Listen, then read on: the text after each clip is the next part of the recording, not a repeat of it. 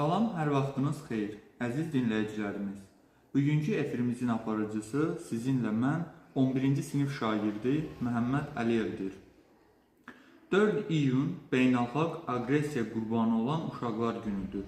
Bugün dünya ictimaiyyəti münaqişələr və terrordan zərər çəkən uşaqların gününü qeyd edir. Bütün dövlətlər uşaqların müdafiəsi üçün mühüm təminatlar verən 1925-ci il Cenevra protokoluna və 1949-cu il Cenevra konvensiyalarına, insan hüquqlarına hörmət edilməsinə aid digər beynəlxalq hüquq aktlarına müvafiq öhdəliklərini tam yerinə yetirməli, müharibə edən tərəflərin hərbi əməliyyatlar zamanı uşaqlara qarşı törədilən bütün repressiya və qəddarlıq, insanlıqdan kənar davranış formaları cinayətkar hərəkətlər sayılır. 1982-ci ilin avqustun 19-da Birləşmiş Millətlər Təşkilatının Baş Assambleyası özünün Fələstin məsələsi üzrə xüsusi sessiyasında hər il iyunun 4-ünü beynəlxalq aqressiya qurbanı olan uşaqlar günü kimi qeyd etməyi qərar almışdır. Hərbi münaqişələr zonasında yaşayan uşaqlar gələcəyi olmayan uşaqlardır. Bütün dünyada münaqişələr zamanı nə qədər uşağın həlak olması haqqında dəqiq statistika aparan yoxdur. Müharibələrdə yalnız əskərlərin deyil, uşaqların da həlak olduğunu unutmamaq üçün BMT bu günü təsis etmişdir.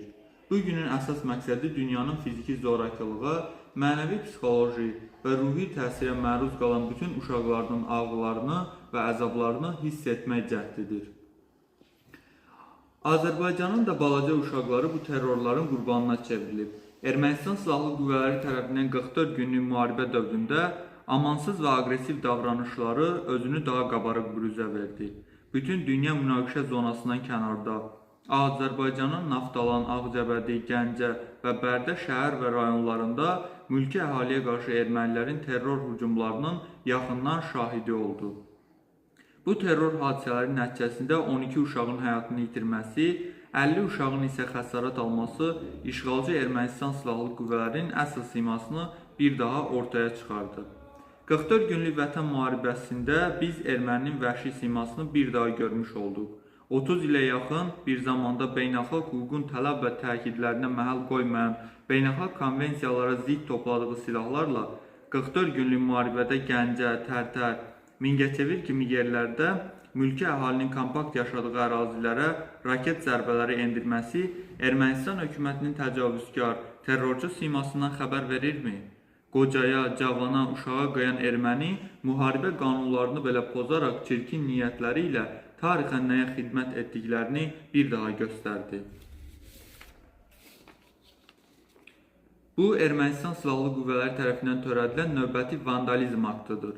Bu hadisənin təmas xəttinin 5 kilometrliyində baş verdiyi, qanlı cinayətin müharibə qaydalarının pozulması ilə törədilən mülki əhalinin qətli aktı olduğu, hədəfə alınan Alxanlı kəndinin təmas xəttindəki hərbi mövqelərdən uzaq məsafədə yerləşməsinin düşmən qüvvələrinin mülki obyekti məqsədyönlü şəkildə seçməsi sübut edildi. Bütün bunlar dünya ictimaiyyətinə çatdırıldı və dünyanın gözü qarşısında ermənilərin təcavüzkar siyasəti bir daha ifşa edildi. 1994-cü ildə atəşkəs rejiminin elan olmasına baxmayaraq, ermənilər vətən müharibəsinə qədər 30-dan artıq azərbaycanlı uşaq erməni terrorunun qurbanı oldu.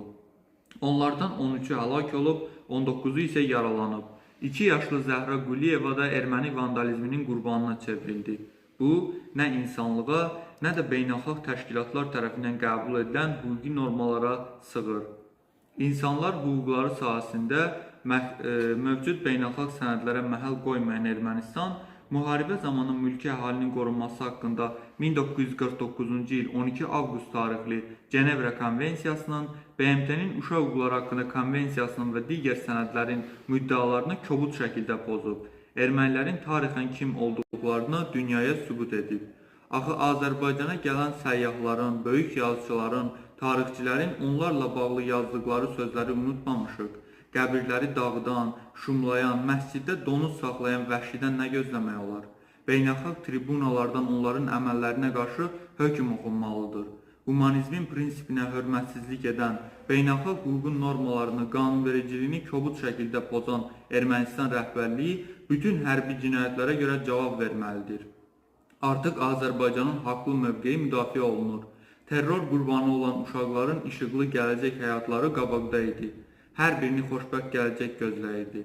Erməni vəhşilərini müdafiə edənlər acı həqiqətlər qarşısında məsuliyyət daşıyırlar.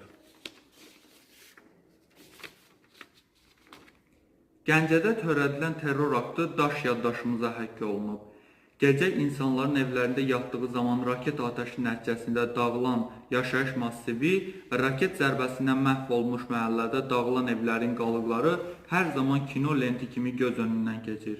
Qanlı gecədə sakinlərin həyatını itirməsi, erməni terroristlərinin dinc əhaliyə qarşı törətdikləri cinayətlər sənədlərinin dili ilə hər zaman danışacaq. Yatmış insanlara qarşı 21-ci yüzillikdə törədilən terror insanlıq əleyhinə olan cinayətdir. Lənətlənmiş erməni əməllərinin izi Azərbaycan tarixinin hər səhifəsində görünür. Bunu silmək, yox etmək qeyri-mümkündür. Erməni silahlı bölmələrinin oktyabrın 17-sində gecə saatlarında Gəncə şəhərini raket atəşinə tutması nəticəsində Şahnəzərovlar ailəsinin yaşadığı faciə yaddan çıxarmı? Dağıntılar altından ailənin yalnız bir üzvü, 2017-ci il təvəllüdlü Xədicə Şahnəzərova sağ çıxırdı. Azyaşlı qızın atası Royal, anası Züleyxa və yaş yarımlıq bacısı Məryəm isə erməni terrorunun qurbanları oldu. Dünya, insanlıq bu faciəni necə qəbul edə bilər? Azyaşlıya qıyan, onu yetim qoyan, insanları şikəst, kör edən, əlil edən bir ailənin faciəsinin qatili olan erməni. O erməni ki, 2017-ci ilin iyulun ayının 4-də Füzuli rayonunun Alxanlı kəndində məskunlaşan mülki əhalinin yaşadığı yaşayış məntəqələrinin və mülki obyektlərin qəsdən 80 və 102 mm-lik mina atanlardan və dəzgahlı qumbara atanlardan atəşə tutdu. Bu, Ermənistan Silahlı Qüvvələri tərəfindən törədilən daha bir çirkin siyasətin nümunəsi idi. Nəticədə 1967-ci il təvəllüdlü yaşlı qadın Allahverdiyeva sahibə və onun 2 yaşlı qız nəvəsi Quliyeva Zəhra həlak oldular. Digər mülki şəxs 1965-ci il təvəllüdlü qadın Quliyeva Səlminaz ağır yaralandı və mülki obyektlər dağıdıldı. Təbii ki, mülki şəxslərin münaqişələrdə hədəfə alınması qəbul edilməzdir. 2 yaşlı Azərbaycanlı Zəhra Quliyevanın cəbhə xəttində Ermənistanın işğalçı qüvvələri tərəfindən qətlə yetirilməsi dözülməz idi. Bu, bir daha Ermənistan ordusu tərəfindən Azərbaycan ərazilərində törədilən təcavüz və təxribat faktlarını, onların iyrənc siyasətini ortaya qoymuş oldu. Bugünkü radio buraxılışımızın sonuna çatdıq. Növbəti efirlərdə görüşənədək.